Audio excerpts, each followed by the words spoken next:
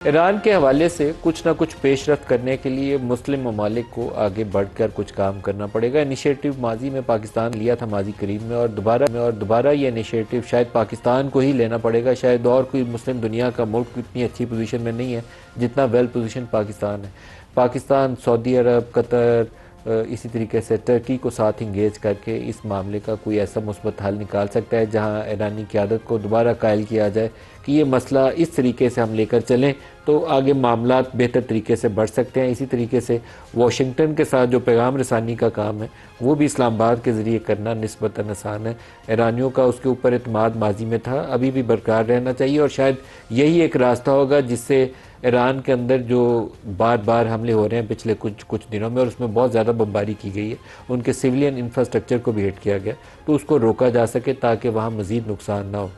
Iran की तरफ से आज जो इंटरनेशनल मीडिया की एक रिपोर्ट है, हमने चंद रोज़ पहले भी इसको डिस्कस किया था कि वहाँ से ख़बरें आ रही हैं कि अगर सूरत हाल ख़राब होती है हुर्मुज़ के अंदर या ईरानियन जो एनर्जी इंफ्रास्ट्रक्चर है अमरीकी उसको हिट करने की कोशिश करते हैं, तो जवाब में वो हौसियों को इस्तेमाल करते हुए, यमनी हौसियों को इस्तेमाल करते हुए बाबुल मंदब के अंदर डिसरप्शन की कोशिश करेंगे। तो जो ऑयल प्राइसेस अभी अगर $85 के ऊपर है ब्रेंट की, तो ये जंप लगाएंगी $20, $30, $40 या $125, $150 तक चली जाएंगी और दुनिया सारी के अंदर एक भौचाल पैदा हो जाएगा।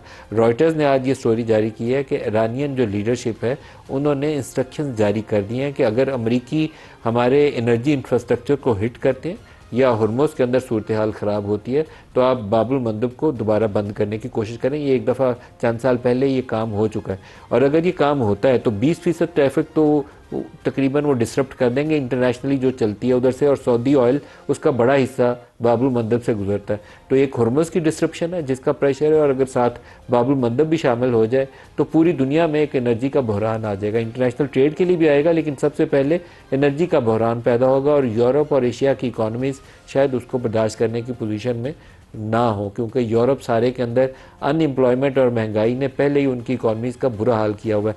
वो कहने को वो यूरोप है, पेरिस है, फ्रांस है, बरतानिया है, लेकिन अब उनकी इकॉनमीज़ इंटरनली जो है बहुत कमज़ोर है। वहाँ नई इकनॉमिक अपॉर्चुनिटीज़ नहीं है। वो माजी के शाहना महल तो नज़र आ रहे हैं दूर से, लेकिन वो अब उनके अंदर वो उतनी सख्त है कोई नहीं है किसी भी उनके यूरोप के मुल्क में।